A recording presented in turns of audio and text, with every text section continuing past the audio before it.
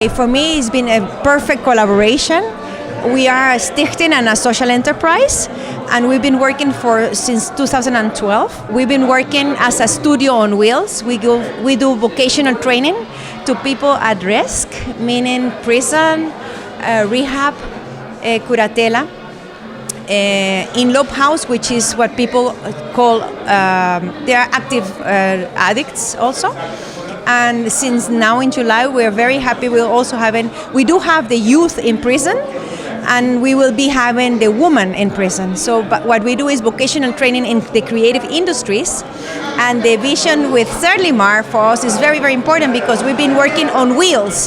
That means that we go with a car to give lessons to the places, but now we will have a facility here where we can work and make production. And basically it is a future. We are getting one step further for our vision of social enterprise, which is meaning first we give them lessons and training there in the places where they are at. And then when they are ready, we call them graduates. They can come and work with us here. Now we have a face, we have a roof. We didn't have a roof. Esaki e Arubiano, o website